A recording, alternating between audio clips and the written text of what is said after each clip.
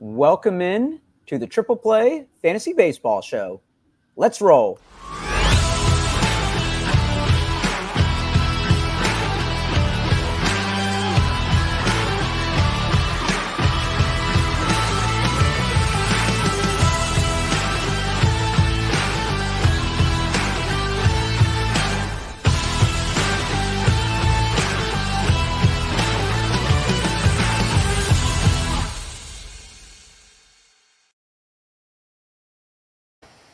What's going on, everybody? Welcome into the Triple Play Fantasy Baseball Show.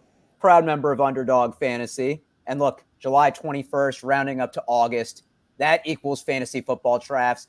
We were talking with our guest before the show backstage, and he loves doing football promos. So when you use our promo code TRIPLE, they're going to match your deposit up to $100. Another way that you can get involved in the fantasy market. No DMendy tonight, but we have a Detroit Tigers fan, Marty Tallman. What's going on? Too much, and no art either, as he's on his sabbatical. So yeah, we had to bring in the big guns here. Yeah, no art, no DMendy. Me and Marty could hold the show down, but we wanted to get one of our buddies in. You may know him as the prospects guy or his alter ego, Up on the Land. We got Down on the Farm, Vinny. What's going on, sir? Not much. That was pretty clever. That one, I had to think about that for a second, but yeah, doing good. You know, we're coming up on the trade deadline. Awesome time of the year. Just grinded through draft season for MLB, so it's like the calm before the storm with the deadline. And it's going to be really, really interesting this deadline. There's a lot of teams buying and not a lot of teams selling. I was going to say, I feel like around this time of year, it's a little bit slow around the All-Star break. But now you're going to see one or two teams that kind of come out of nowhere to make a move. You know, kind of like the Padres did with Dylan Cease, where it comes out of nowhere and you're like, this team is serious this year. Yeah. Right now, I would say like the two teams to watch right now are probably the Diamondbacks and the Cardinals. Cardinals are starting to steam back now, and they seem to be checking in on pitching everywhere. So it's not over until past the deadline. So if a team thinks they have a chance, they're going to go buy. I know we usually have a show sheet and we follow that, but I kind of like this is coming up organically. Do you guys think Tariq Skubal gets moved? No. I would say yes. Okay. I think a team is going to come to the point where they're like, Tariq Skubal puts you over top, like absolutely solidifies your team. Plus, you get 2 years of control on him. And I really think the Orioles could potentially make a shot, and then maybe there's a sleeper team. But yeah, I think he's moved. Crochet. Vinny, I need the package. What teams and what are they sending? Because that's the thing. Everyone's like, oh, Skubal was going to get moved. Because in theory, it makes sense, right? He's probably not going to resign in 18 months, right? The Tigers haven't made any they haven't shown that they're willing to spend or that they're serious about winning. So I don't think they'll be making a splash in the trade market or in free agency, really. So what is the package and who's it from? Your best bet right now is probably the Orioles, and you're getting one of either Kobe Mayo or Jackson Holiday, plus probably 2 to 3 top 20 guys. That's so much. I wouldn't do it if I was the Orioles.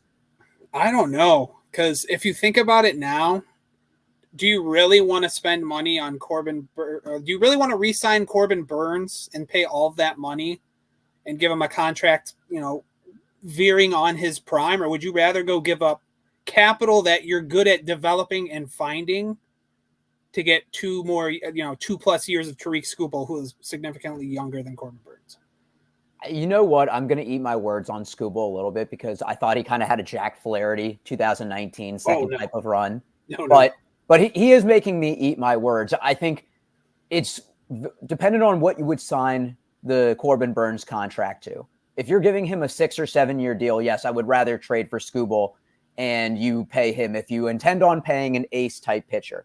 If you could get him for 3 or 4 more years and it's like 25 to 30 mil per year, I think that's worth it because you don't have to give up any more assets and you could trade somebody for a lesser known pitcher. I'm trying to think off the top of my head, but it does make sense. I just don't want the O's to overpay when I don't think that there's much of a market that would pay otherwise. Yeah, I mean, we can go back to last year. You guys can go and try and get Jack Flaherty again for the time. I've seen that. He's available. A lot of the packages have Skubal and Flaherty. I'm like, well, why would they do this for the sake that Flaherty's in the deal alone? Yeah, there's a lot of under the radar arms right now. Like Eric Fetty's a really popular one. Jameson Taillon is now rumored to be available from the Cubs. We'll see what the Rangers sound like they're selling pitching also. So like maybe an Andrew Haney or something like that. But yeah, there's going to be enough different tiers of pitching, but depending on which chip falls first, it will probably decide the price. It'd be interesting if Chris Bassett got moved. I feel like that's a name that could be under the gun. Or you say Kikuchi. Falling back. Yeah, Kikuchi. Maybe if they really pull the fire sale alarm and just dump Gausman too. Like the Blue Jays are in a really bad spot. It's not looking good. They have no reinforcements coming from the farm either. So and Vinny knows about the farm. Yeah, Ricky Tiedemann, their number one prospect, who was supposed to help them this year, is now getting a second opinion on his elbow. So it's not looking good. They need to. You're probably teetering on a full rebuild here in the next year or two. That would be amazing if they did a fire sale on the guy, because Bo Bichette got hurt. We'll talk about that in the injuries. But Bo Bichette is going to miss multiple weeks with a strained calf. And this is somebody that was already having an underperforming year. You wonder if a team like that at some point is just going to go into complete sell mode, because they haven't signed Vlad long-term either. But no. Looking at some other injuries, because that was the theme this weekend coming off the All-Star break. I want to spend a little time on this one. Reese Olson, a shoulder strain. This happened after 2 innings where he just didn't look himself, didn't give up any earned, but I think 2 hits, a walk, and no Ks. There's no timeline for his return. Obviously, if you have an IL spot, he probably makes it. But if you have a limited bench in a 12 to 15 team league, Marty, I want to go with you first. Are you keeping Reese Olson? No, I would move on from him. At this point, anything shoulder, I mean, probably 2 weeks is the minimum now. That's if everything goes very well. I would hold now until you hear something more, but honestly, I don't see a reason to hold on to him. Right now, it's like you got to burn and churn. The last 10 weeks, that's all we got. I was going to say, Fab happens at 10 tonight. So let's say people are viewing in, let's say some are your podcast hosts this has been on his mind all day. What are you saying? I would hold for this. Hold. Week. Okay. Just to see. I just need to see what we're talking about. I don't know why, but it sounds long term. Just the tone. The gut, shoulder strain. It didn't sound right. And Jackson Job's not coming, so that's already been discussed. I think we can. That dream's done, I think, for the rest of the year, because it goes back to the Tigers. They're not trying to win right now. Yeah. And typically with pitchers, anytime they get any kind of arm injury, it's a big red flag. Then teams get very scared with them moving forward. And this is, for some people, crunch time for the playoffs. So I think you're okay with just letting them go and finding a more streamable, reliable option, because you're going to be playing the guessing game going forward with the front office and the health of Reese Olson. Well, my thing is, too, let's say he misses 2 weeks, best case scenario with that. He might come back and only pitch 3 innings, or he might not be as effective and he's going to kill your ratios. And I think that's what's factoring into my decision as well. He was somebody that we talked about a couple weeks ago, Marty, that it's felt like he was lucky. David wasn't high on him. And now with this injury, you're already kind of doubting someone that wasn't overpowering. So, Vinny, I did like his mid-3s ERA. I think he'll be just under a strikeout per inning. In a 15-team league, I would hold for this week. I think in a 10 and 12, you're free to let him go. Okay, Vinny, for me, am I good dropping him or not? Yeah, I would say you guys are both my parents. Yeah, just like I said, it's so hard to trust arm injuries with pitchers, especially going into crunch time. I'd move off of them. Marty, we had a question, and I think this was directed at you from Eddie, who discussed Jackson Jobe isn't coming up. Is that the front office, or is that just your opinion? Good question. And actually, our triple play fantasy baseball beat had the Detroit Tigers beat writer on. It's Jason Beck, and he was there. I think that was last week, but he said it right. He's all his indications say Job is not coming up this year. So if you trust the beat writer, then I would. He has his pulse on the team. So anything can happen. That was obviously before this injury, so maybe they crumble that up and they start brand new. But I just don't see it. Could be wrong though. Yeah, doubling down on Job. Job is only in Double-A right now. You know, he's coming back from injury. It's very risky to push him straight from Double-A to the majors. That's a big change of scenery, change of cadence, change of just mind of pitching. And there's nothing for the Tigers to benefit for calling up Jackson Job. You're starting his clock early. And if he has a bad go of it, then you have to figure out how you're going to start him off next year, send him in AAA. It's not in any way beneficial to call up Jackson Job right now. All right. Well said. I'm going to go with the two of you on that, especially one that's a Detroit fan. Got a question right here. Ha-Seong Kim, Jackson Merrill, Mark Vientos, Ben Rice, and Brooks Lee. Which two to drop for pitching, or are there not two droppable players? And the follow-up with this, 10 teams, head-to-head points, standard position, 2 utility, 5 starting pitchers, 4 relief pitchers, 7 bench. What do you guys think? We'll defer to you, Vinny. I'm not sure if you're a big points guy. I don't really live in the points world, so I don't want to steer our buddy wrong here. I would say Vientos would be one of them. And Ben Rice is hot, but I don't know if that sustains itself season long. Jackson Merrill and Brooks Lee, I'm holding on to no matter what. Brooks Lee has already shown that he's probably going to make Eduardo Julian here become a nice bench bat for the Twins for the next couple of years. Don't say that to David. He loves him. I was also a big fan of Julian, and I also was not a fan of Brooks Lee, but Brooks Lee is making me eat my words 2 years later. So, yeah, like Ha-Seong Kim's interesting, but I would say there's not two, but the one I would drop would be Vientos. Vinny, really? I think Ben Rice is the easy drop. I don't know if there's two droppable, and I would need to see what pitchers are available. That's what it's always contextual on. But Mark Vientos for the year, he doesn't have any steals, but is hitting 292, 12 homers, and 33 RBIs. You think that's droppable? Yeah. Like, it's weird because the Mets are just an absolute mess in general right now. So they're the second wild card team. They are a mess. But if you look at where they started from this year to now, they started 0-5. And at that point, only 3 teams in Major League history have made the playoffs after being 0-5. Yeah, Ben Rice is really interesting because it seems like they called him up now to start. They basically called him up now to almost full-time replace Anthony Rizzo. So this right now is his transition period to the majors. We're already looking at 6 home runs and 90 at-bats. I know the average isn't looking good, but we're almost at 800 OPS here, 19 RBIs. On 19 hits. Like, he's starting to get acclimated here with the majors, and a left-handed power bat in Yankee Stadium is always something to cherish. But he's going to be an RBI producer in that lineup, especially with Judge and Soto. And if Austin Wells gets hot, Volpe, like there is some very massive potential with Ben Rice. He's going to have the opportunity. I know that's something that David has harped on a lot, throughout the season recently, is that he's going to have the opportunities, that he's not going to come and find the bench unless he goes through a huge slump. Sticking with some of the injuries, bad day to be a Braves fan. Sorry, Chris Clegg.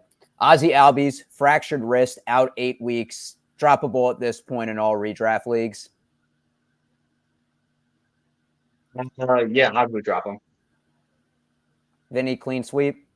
Yeah, I guess. I would do that. Max Fried, left forearm neuritis. They said it had been bothering him for about a month or so. Obviously, that's concerning with somebody that has elbow injuries, but is also going into free agency, so he might not want to push it for his own sake. I think that is also a cut and redraft. Max Fried's track record right now with injuries is absolutely horrendous. So I would also lean probably dropping him. Plus, the Braves have a lot of options if it gets too serious that you could more than likely pick up right now and that are readily available. Like, Shawver's in AAA. You could have the Waldrip or Dylan Dodd. Like, there's multiple other options that I could easily see them replacing Fried if this does become a bigger injury.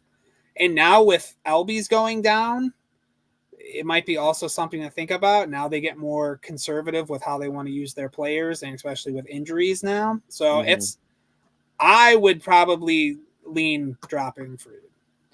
What a tough year for Braves star player injuries. Strider out after the first week, Acuna out for the season, Michael Harris missing 6 weeks minimum, Ozzie Albies on the IL twice, and Max Fried. And all of this. Yeah, Sean Murphy. The first 6 weeks of the season. And through all of this, Charlie Morton has stayed healthy. And that used to be the biggest weakness. This is so 2024. Staying with more injuries because we like to be depressing. Bo Bichette, as we had mentioned, strained calf, will miss multiple weeks. Stash him if you want, but he hasn't even been that productive this year when healthy. Jose Miranda, lower back strain. They said will need several more days, but this isn't something long-term. So maybe another 7 to 10 days we're looking at. Carlos Correa, plantar fasciitis, placed on the IL. We'll see when he comes back. This one's kind of interesting out of nowhere. Ryan Pepio, right knee inflammation. So they said his knee was feeling kind of achy, and then he woke up the next day and it had ballooned, and he had to go to the hospital to get IVs to treat it. You don't hear that every day. No, that one's interesting because they have, similar to the Braves, they have a plethora of arms knocking on the door that they could easily just replace him with. But that does not sound like a typical knee injury. So I'll be interested to see when we get an update with that one. Did they have to drain his knee? I think so. Or, yikes. Yeah, that's... Yeah, I'd stick away from... Do we know which knee it is? I think it's his right knee. Didn't he hit... Is this related to the comebacker that he got hit on, you think, earlier this year? Ooh, I don't know. I wonder if this is the same knee or not. This just came to me. Because I feel like... It's a right knee infection. Oh, infection. Yeah, right. Yeah, 15-day injured list with a right knee infection. It's not known how he picked up the infection. What kind of stuff is he into? That's weird. I would stay away from that. How do you pick up a knee infection? Yeah, I would know what? I would drop Pepio. Okay. Weird. So that's where I was debating about. I have Pepio and Reese Olson. So my TGFBI run is hanging on by a thread, and I feel like I keep one and not the other. Man, it says to me to get rid of them both. Yeah. Yeah, I might have to. Pepio got hit in the comebacker on his left leg, so this isn't related to that. That's interesting. I will be curious if we ever get an update on this. And if we do, it's because HIPAA has failed Ryan Pepio. Yeah, but this could be lingering. It's his launch knee. So depending on how what the extent to the infection was or where it was based out of, like this could potentially sideline him till September. And the Dodgers are crunching right now. They've already expressed they want to go pick up at least an arm. Like they go pick up 2 arms. Pepio's season might be on the cusp of being done. So I would be very cautious. I would lean towards dropping him also. Wow. All right. Well, got some grinding to do on the waiver wire later this night. Last injury that I found in our notes, so maybe I missed some. Max Scherzer, day-to-day with arm fatigue, but you never like to see that for pitchers his age. I wonder if he's going to get traded and a team will just use him for the September run. He goes back to the Dodgers. The O's get him. That's someone you could get if you're willing to eat the contract. You wouldn't have to pay a lot for. and could give you some good postseason games potentially. Yeah, if I'm not mistaken, I think Scherzer has a no trade clause, so I don't. God, he can waive it again. He can have his family move one more time. Yeah, I mean, he really does love to move around, so yeah. I don't know. Like the whole Rangers selling pitching thing, I think could be mostly smoke, but this will be the interesting one. But I think Haney would go before him. But the arm fatigue with a nearing the end pitcher is never good. I would love to see if it's if we've seen a drop in velocity his past couple starts before the fatigue, hinting towards maybe there's a more extensive injury lingering. But even with Scherzer, if it like Max Scherzer does not come out of a game just because he's a little fatigued, like it's got to be something like he's worried. That guy's a gamer, so I think it may be the end. Yeah, like I said, if it's end of his career. Yeah, if it's arm injury on a pitcher, I tend to just look. It's time to go. Too many question marks. To be clear, I think the days of Max Scherzer being 120 inning pitcher or more is done. Like I think absolutely. But here's the thing: do you think he could be an effective long reliever for a playoff team? You put him in like a Ryan Yarbrough role or like this year Ryan Walker. You have him pitch 2-3 innings, and he gives you great ratios, but he doesn't give you that longevity. Do you think he can provide that at this point in his career? Are we talking about in the playoffs or like rest of season? Like let's say a team trade. Let's say the Dodgers traded for him right now, and they're like, we're gonna kind of limit your inning. Like obviously, if he's hurt, you let him rest. This is assuming he's not done for the season. You trade for him, you take the salary or you take some of it, you get him for pennies on the dollar, and you use him as a long reliever. Do you think he's effective? Yeah, that would make him more valuable than if he's starting and only going, 3 innings, right? Mm-hmm. So that would be where I would be more willing to take a chance. But with Scherzer, I had him last year, and I've moved on because of every start could be his last. Yeah. Looking at the inning, so he's gone 10.1, 17, 23.2. He's gone 29.2 innings this year. 6 starts, including the 2-inning one against the O's. Scherzer won't settle for a bullpen role. Scherzer will settle for pitching this year. Dun, dun, dun. I don't know. Well, that's a good point, too. Max, he has that kind of respect where do you want to be the front office or the skipper that's, pulls Max into your offense? It's like, hey, you're going to pitch. You're coming on the bullpen from here on out. But I feel like if you were to come in it for a logical approach and just be like, look, you can't be a starter's bullpen. We need you. You're valuable. But, you're going to have a smaller role or like a more refined role, and you're not going to have that hook that you might have 5-6 years ago. Yeah, you tell Max Scherzer he's going to the bullpen, he will definitely waive that no trade clause, though. So, something to think about. Yeah. I'll be interested as we get more news from that. But we've talked a lot about guys that have potentially hurt your teams, and now we want to look at guys that potentially help your teams. Sometimes injuries are, provide an opportunity for somebody, aka the handcuff. I don't think it happens as much in baseball, outside setups and closers, but with the first guy, Nacho Alvarez, he's going to be Ozzie Albies' replacement through double and triple A this year, 7 homers, 39 RBIs, 21 steals. Vinny, we brought you on as the prospect guy, so I can't think of a better person than to let you take the floor with this. What should you expect from Nacho Alvarez? And if you're in a Fab League, what would you spend on him? Well, Nacho has been flying under the radar. I would say this season and last season, he's been a very good contributor. Like the ISO's been nice. He has not so far in his minor league career had a WRC plus below 110. So,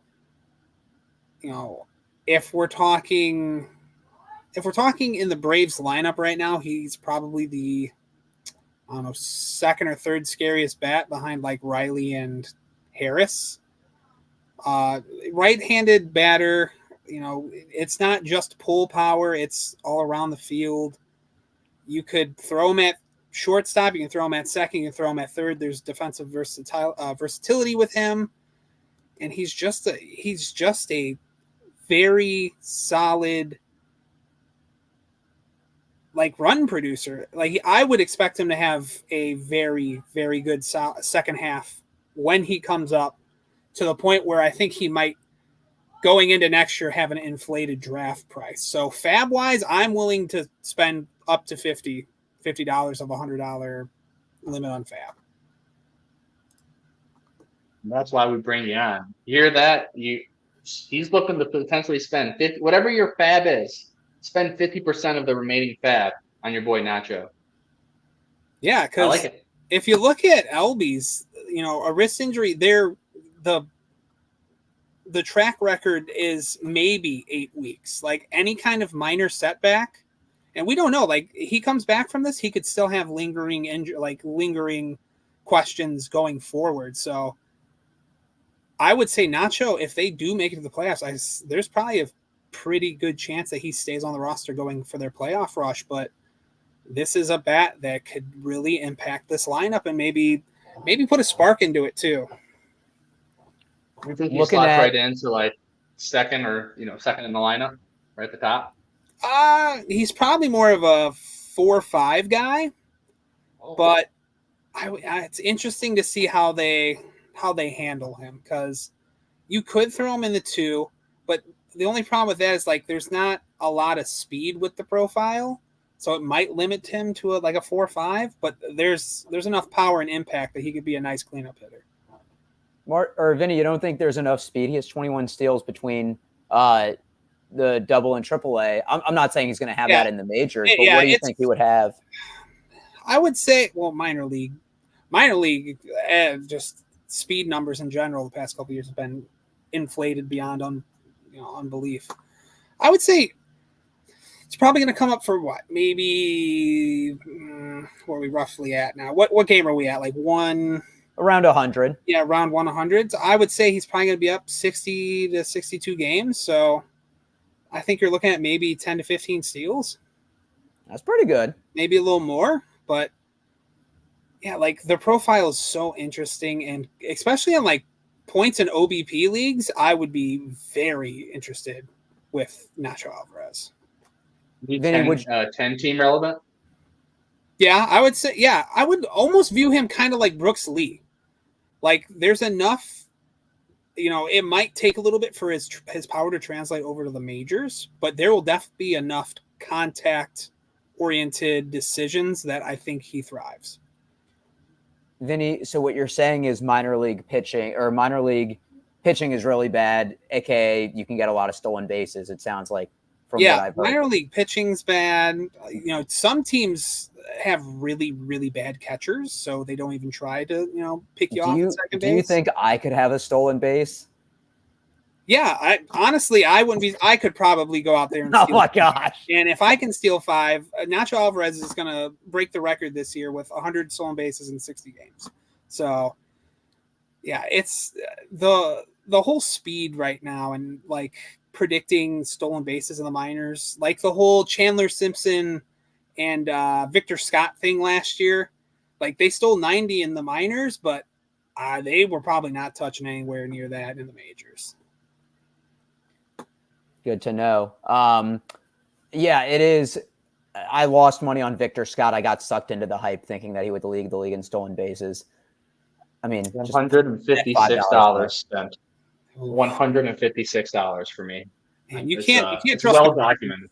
It's now you can't trust the Cardinals at all now with anything. So now with Burleson. I mean, that's 1 out of 5. I know, but that's the one I ignored. That's why I'm bitter. Yeah. Love Alec Burleson. He's good. Looking at a couple other guys to pick up. Marty put in before the show, Victor Robles, last 4 games, 5 stolen bases, 2% rostered in Yahoo, and batting second in the lineup today. Julio sprained his ankle, or they said ankle injury day to day. Are you guys adding him? In my deepest league, he will be my last outfielder, and I just need stolen bases. I think if you're desperate for stolen bases, I would put him in that category. Yeah.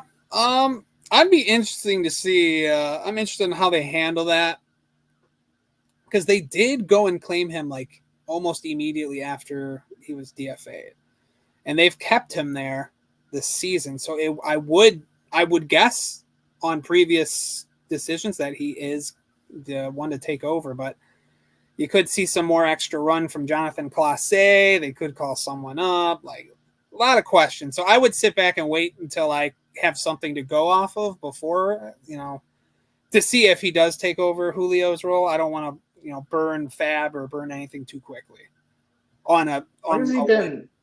Who's he been starting for? Because the last week he started, this whole time back, he started every game. So I don't know if that's like 100% the plan, but he started every game that they've had since the 12th, I think. Okay, so about a week and a half, yeah. I don't know, Marty, he had a stolen base today, so that's 5 in his last 5 games. 5 in his last 4 games. Yeah. Yeah, the steals are undeniable. It's just, is he going to be impactful with the bat? That's the big question. Yeah, over the last 7 days, he's hit .417, and he's hitting .288 this year with 66 at-bats. So that's a name to monitor, especially if you need steals. I always think Jose Iglesias is interesting. He's just a great average hitter, especially over the last 6 games. He's hitting 9 of 15 at the plate, 3 homers, 16 RBIs, 2 steals, 389 on the season. Obviously not keeping that batting average up. He's a .281 career hitter. Is he worth an ad this week? He's second and third base eligible in NFBC. I think Vinny. Yeah, I would say I would be intrigued just due to the defensive versatility. Like before the numbers, like it depends who's out there, but if you're just absolutely grinding to find someone right now, that's a perfect ad and fit to run into your. If you're competing, that could be a nice little surprise for a second half of the season grind. I'm staying away from him for now. It may be because he was on the Tigers for so long, but yeah, he had the 2 home runs in 1 game, but we know that there's no power profile. He doesn't really get stolen bases. I know he has 2 already, but that's not really his thing either. It's just kind of like empty batting average. He's batting at the either 7th or 9th. In your deepest league, I guess he could be your middle infielder, and you'd be okay with that. I guess that'd be all right. Yeah, I feel like he's consistent. You know what you're going to get from him. It's Taco Bell at 2 a.m. and he's just going to give you a little batting average. It's not going to hurt you in that category. But I think the multi-position eligible in ESPN, I think he's shortstop eligible too. So can really plug and play. He's this year's Marwin Gonzalez. Another ad, JJ Bleday for the Oakland A's. Last 7 days, .438, a homer, 3 RBIs, and 7 runs. No steals. He has started every game but 1 for Oakland this month. Brent Rooker might get moved. It seems like JJ Bleday has a starting role every day, though. Would you add him, or do you think that you've missed the hot stretch? Like JJ Bleday rest of the season. I know about a month ago, maybe 6 weeks ago, you brought him up, and I was more dismissive, Doc. I was like, I rostered him last year. He batted 195. There was nothing really there. But this year, expecting batting average 256. He's barreling the ball 8.2% of the time. That's around league average. From him, you'll take that. What I like the most is he's walking 10% of the time, and he's striking out 19% of the time. So he's seeing the ball well. He's developed. He's still only 26 years old. I know he's been up for 3 years now, so I think he may be a little bit older, but he's still 26. I do like him as your 4th, 5th outfielder in a 15-team league, potentially in the 12th to kind of to fill in the gaps here. But the profile's solid. Vinny, as someone that has a green hat on for the Masters, does somebody in that color with being named JJ Bleday move your needle? I mean, I have followed JJ Bleday since being drafted in 2019, so I have a mixed bag of opinions on him, but it's hard to find impactful bats on a just like a run producing scale right now, depending on your league. He gives off like Austin Hayes vibes, which is very interesting. Rooker's more than likely going to go. I don't see how the A's hold on to him past the deadline. So that might hurt his run production with our arguably the biggest bat out of the lineup. So I'm interested to see how that affects him. But yeah, I would not mind taking a flyer on JJ Bleday. Ernie, I want to ask you a question. Let's say if you have been following, no, this will be different for every player that you follow. But let's say you follow a player 3-4 years in the minors, and you're seeing mediocre to, let's say, a B+ player. When they do come into they come into Major League Baseball and they're finally called up, and you see they're doing something they've never done and they're outperforming everything you've ever thought. How long does the player need to do that until you're convinced that this player has finally learned the strike zone? They finally have been able to, find their contact point. All those different things that come with maturing as a hitter, especially when you do go into the major leagues with the best coaches. How long until you kind of make that shift? Ooh, I'm trying to think of a good example. Jared Kelenic would be a perfect example to that. Struggled mightily with just reading pitches, making consistent hard contact.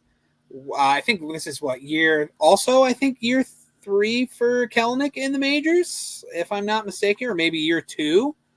But it's around the 2-3 mark once you're up with a big club. And similar to Kelenic, he was moved from his original organization he was drafted with, so he has now been with two different team schemes of development. This could be the beginning of a new JJ Bleday. It is a small sample size, though, of roughly a month and a half, 2 months. So I would like to see a little bit more, but I would not mind stashing him. He's still 26, and there's no one competing for him with any kind of play time in Oakland. And as we've talked about this year, Oakland's offense has been sneaky good at times. They had an 18 and a 19 run game in July. I think they're your old A's. And look, after this year, they're not even going to be Oakland A's. They're going to have a new identity. We're not going to know what to expect. Yeah, that'll be interesting. I would love to see how many of these Oakland A players get hyped up once we get to next year when they're playing in a AAA ballpark. So yeah, that could have massive inflations on some stats. This has nothing to do with fantasy baseball, but Major League Baseball is an absolute joke that they would allow a professional team. You imagine the New York Yankees are going to have to go into a AAA ballpark and just go in their locker room. It's just, could you imagine the NFL doing that? No. Outside of tragedy, I think where Minnesota doesn't have anywhere to play, so they had to play at where the Golfers play. But it's I don't know. It's talking about park factor. I mean, we need some smart people to look into that. Is this going to be like Bomb Show, Dundon, or Dundon all over again for the Blue Jays? I don't know. Oh, I don't know. I would have to look at the dimensions of the park they're playing at, which I don't remember if it's the. It's got to be smaller than the Coliseum. It's definitely smaller than the Coliseum, but I don't know. I don't think it's the Sacramento River Cats they're playing at, but it is another affiliated ball club in Sacramento. But like I said, this could have massive implications on stats going into next year. So that's something, your dynasty players, you might want to start stockpiling some of these young A hitters just for next year. And then potentially selling major at the trade deadline next year. Can you imagine if they got Pete Alonso? That would never happen. But can you imagine how many homers Pete Alonso would hit in that stadium, or Judge or someone? Yeah, I wouldn't be surprised if they went in the offseason and made a run at a Miguel Sano or a Carlos Santana, a big slugger that could absolutely, by July, have 22 home runs or something because of ballpark factor and it being so small. Get Adam Dunn out of retirement. That's his ballpark dream. I was going Joey Gallo. Congratulations, Joey. Get another year. Joey Gallo makes the All-Star team because he played in Sacramento next year would be an absolute amazing story. You know what? We should think about their position 1 through 9 of guys that just strike out a lot but have power at each position. At catcher, Giovanni Soto with that one great year he had. Call back Chris Davis. I was thinking about that too. They had the Oakland A's Chris Davis on the broadcast today. Both Chris Davises. Bring them back. They both hit 30 bombs by July. Hey, Riss. Ooh. Who? Hey, Riss. Yeah, Chris Davis, go with the K. Oh yeah, I heard him today. Shout out Dallas Braden with the Oakland A's call. He's an animated one. Yeah, Giovanni Soto that one year had 23 and 86, and then leveled off so hard. Was that the All-Star season? Was that his Rookie of the Year season? I think so. It's 2005. Yeah. Oh, 2005? Yeah. Yeah, Actually, no, Vinny, that was 2008. Sorry, he debuted. I was gonna say, I didn't think he was up in 05. I was about to say, I think you're thinking of Russell Martin, because Martin came up in 05. Giovanni Soto got one at bat in 2005. Oh, that's. Wow, that's the smallest taste you can ever get of the major leagues. The last topic, unless you guys have anything to round us out, I'd be remiss if we didn't talk about. Before we move on, like Sutter Health Park, so that's where the A's are going to be playing next year.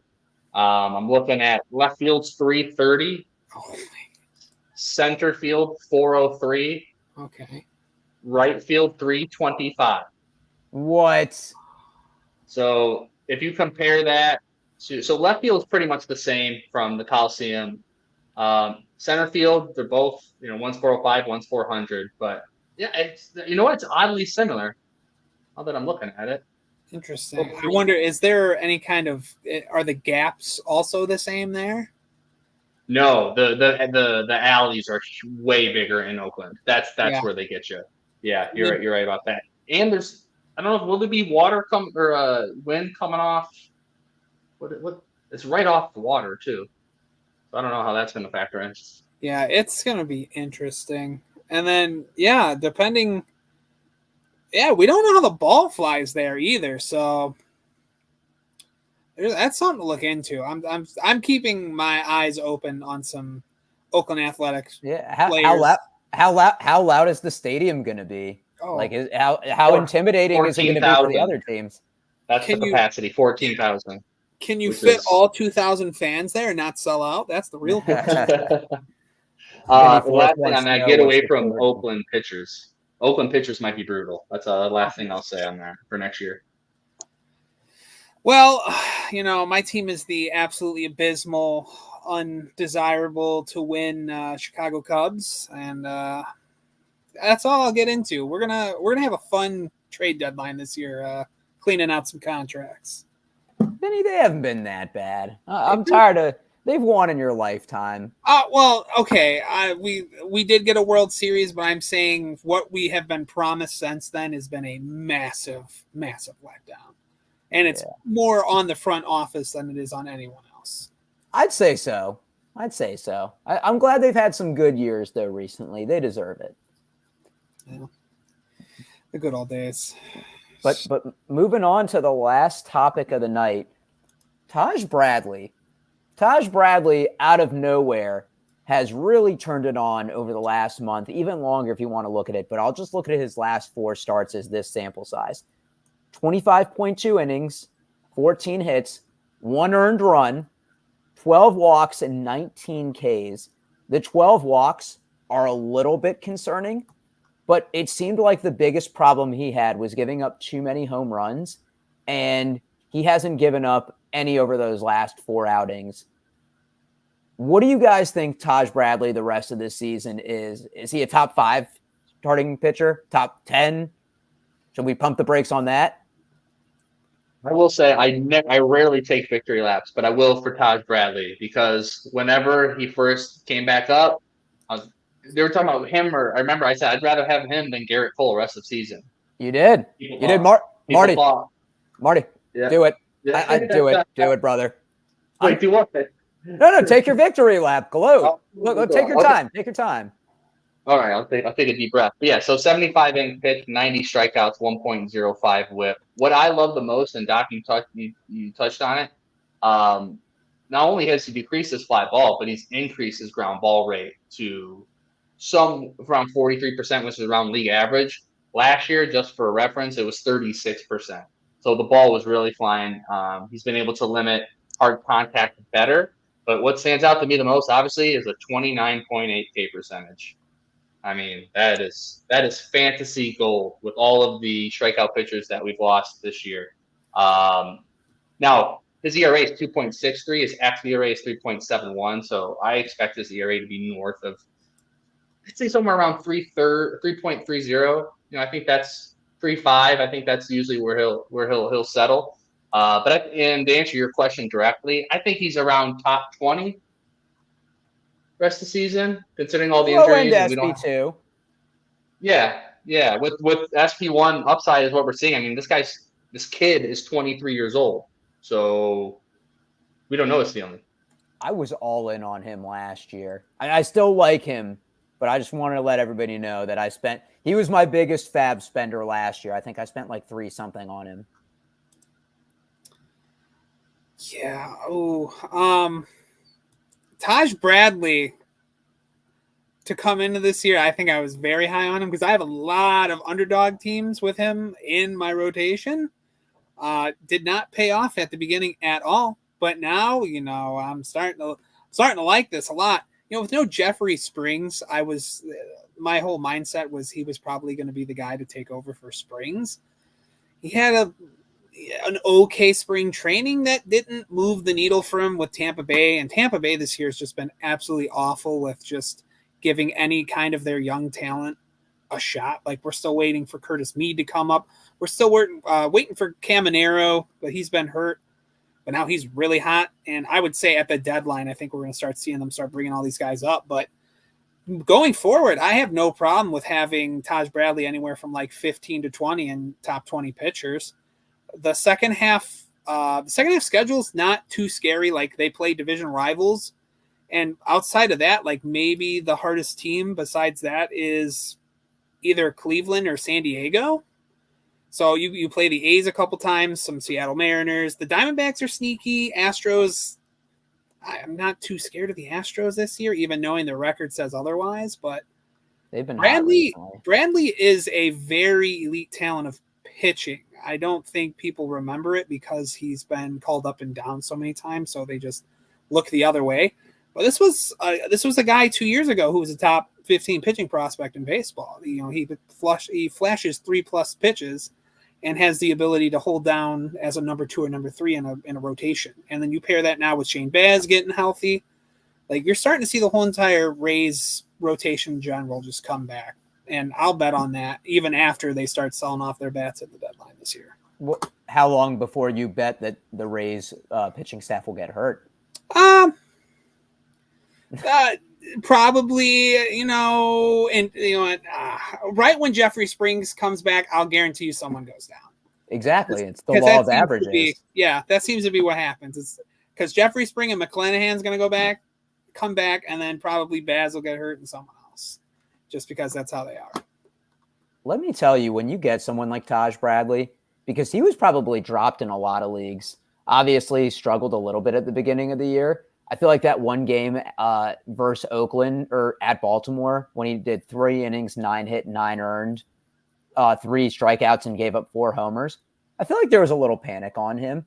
And if you can pick up a pitcher that has SP1 upside with how many injuries we've seen this year, that's probably the biggest boost to your team I can imagine that you get. Yeah, I'll tell you, I was trying to trade for Taj Bradley very heavy coming into this year in Dynasty. And everything I had to give up was pretty massive pieces, even putting him in like a big trade. Like, the value of Bradley coming in this year was pretty high for all the savvy Dynasty players. So I'd have to go back and see if he was even dropped or maybe traded. But yeah, his value, I think this might be the lowest we ever see it. So you could have already missed the opportunity on Bradley. Maybe this means go out and trade for him, but I think it's just arrows pointing up for him moving forward. Yeah, he's rostered in 75% of Yahoo leagues, and that's gone up 7% over the last day. So yeah, people are catching on. And what the early injury did do is it allowed us to not have to worry about an innings cap. He pitched over 140 innings last year. He's at only 75 now. He's good to go for the next 2 months. Now, will Tampa Bay push it and try to make the playoffs? Where are they sitting right now in the wild card? Where are they? 4.5 games out. Yeah, 4.5 games. I don't see them. They're not going to, I don't think they're going to try to do that. So, but yeah, that's my roundabout saying I'm not worried about Bradley rest of the season. I think he's going to pitch as much as possible. So we always like to take a metaphorical poop on ESPN when we can, because obviously it's not a great platform. They don't have Nacho Alvarez in the player pool. 12%. That's a shame. 12%. 12%. Vinny, what's your guess for roster percentage of Taj Bradley? Oh, I'm going to say 8%. Wait, hold on. I want to redo it. Yeah, go ahead. Can I redo it? 22%. 22%. Vinny, what'd you say? I said 8%. 53% with plus 8.5 over the last day. Really? That's from all the people that drafted him and then just never changed their lineup. But he's been sitting there the whole year. But once again, just poo-pooing ESPN. They do this in fantasy basketball. Just go off on a side tangent. They had, I think it was Jacob Gilyard for the Memphis Grizzlies, and he was starting that night, and ESPN did not have him in the player pool. And I said, how can you literally have a guy that will be starting an NBA game tonight and you are not able to roster him? It is insane. It is insane. Yeah, I think the perfect way to figure this out is what is Mike Trout's starting percentage right now? Because I guarantee you that's probably pretty high too. Start percentage? Yeah. All right, let's pull this up real quick. Does ESPN show? I think they only show you roster percentage. I don't know if they show you start even roster percentage. Okay, roster percentage for Mike Trout. It's probably still high. All right, what do you guys think? It's not outrageous. Because people who draft ESPN leagues, they don't touch their team really. I don't think they're making any drafts like a normal. So I think 95%. I'm gonna say somewhere in the 60s. No, Vinny, all right. I know I'm pooping on ESPN. You're really pooping on them. It's 94.3. Oh. Hey, I was close. Yeah. Yeah, that's about right. Also, Vinny. Go ahead. I was going to say, not to let it slide earlier, you mentioned a lot of underdog drafts. I didn't get an invite. It sounds like it got left in the mail. No, I had to do a lot of the I forget what baseballs are called, like not the puppy, but those very quick drafting, like $5 ones. Those are addicting. Like you get bored and you're like, I feel like drafting $5 to do a draft. Like it's hard to say no to sometimes. Let's see, what is it called? Look at all this exposure, underdog. Yeah, just giving you rent-free space on this pod. Yeah, you're welcome, underdog. What are they called? Like the dinger or the bunt. I have a lot of bunts and I have a lot of dingers. I have 14 drafts in general. Am I winning on the album? No, but I know you took a lot of them down last year. Yeah, I won both of the underdog ones I was in last year with triple play. Yeah, you're welcome. We made you money, Vinny. We like you. Hey, that's what paid for the bunt and the dingers. So, Vinny, I got a question for you for my Chicago White Sox fans. Brooks Baldwin, what are we doing? Baldwin, man, I really want no part of the White Sox right now. Very few players do I. I mean, Baldwin gives you defensive versatility, but I don't think the bat's good enough to hold down a position. Plus, he's everywhere right? Yeah, he's a switch hitter, but everywhere he plays, they have someone knocking on the door. Like I want to say it's a third base, shortstop, outfielder, and then you have Brian Ramos, Colson Montgomery, and then insert name. Like they love to move around. Well, I can't think of his name. David Fletcher's little brother, Colas. There's another guy. And then you're going to have like Jacob Gonzalez early next year. So in redraft, no, maybe a stash in Dynasty, but I'm trying to stay away from the White Sox in general right now, unless it's Garrett Crochet or Eric Fetty. But I got to draw a line somewhere. But future does look bright for them. A year or two from now, could be looking at a very scary team. Well, if you're a White Sox fan, you got to feel some optimism on that to end the show. Before we get out of here, Marty, Vinny, y'all want to plug anything? Vinny, what do you got for us? Not much. Just keep your eyes peeled for a lot of trade deadline stuff, prospect updates. I drop my prospect update next week. Just we're getting to it. When we get another episode of the call up? That's what the people want to know. I don't know. That is a great question. And when I get some more answers, I will update everyone. But yeah, it's been an interesting year this year with prospects. And they've become more mainstream, which is very, very awesome to see. Like this year's draft was, I think, the most covered I've ever seen in my past 10 years of doing the draft. So give us a couple minutes of your thoughts on the draft, actually. That's something I want to hear. How do we feel about the first 10 bats? We'll go. I will say draft day was a madhouse. So going into the morning, we had locked in from multiple different sources confirming that the Guardians were 100% in taking Weatherholt instead of Bazana, and then 10 minutes before the draft, they switched and said they were going with Bazana. It was first pick spot on, and then once pick 2 happened with Burns to the Reds, it was just an absolute not a cluster, but it was just, you saw names that you didn't think were going to go with teams or wasn't rumored with teams, like Caglione to the Royals. We didn't think was going to happen. Connor Griffin to the Pirates at 9 wasn't going to happen, but there was a lot of good picks. Like Boston got another absolute steal with Braden Montgomery at 12. Sneaky picks in the CBA second round pick. Like this was this draft could have some pretty big dynasty implications due to how many college players were drafted. So that's something to watch. And then the first overall pick, Travis Bazana, as I reported earlier this week, he is going to start in high A later this week, which potentially puts him up for a debut next year with the Cleveland Guardians. So that's something to watch. For first-year player drafts, who give me your 1, 2, and 3. My 1, 2, 3 would right now it would be Condon, Bazana, and Weatherholt. Right now, 1, 2, 3. Okay. I'm skeptical on pitching. I'm not a big taking pitching early in your first-year player draft, unless it's Paul Skeens. That was my only exception. Vinny, I feel like you are the Brian Windhorse of this industry, and I mean that in the best way possible. That I would love to be the Brian Windhorse. That would be amazing. Like you're following, he followed LeBron as a prospect. You followed the other prospects. The Moises Ballestero, hype of that train. Like put your stamps on guys. So, yes. If anything, take away from this show, it's that we're rooting for you to be the next Windy. I would love for that to happen. We never know. We still have time. We still have a lot of time. And for that to happen, you have to follow him on Twitter to increase his presence. And you can find him at Down on the Farm 8, right, Vinny? Yep.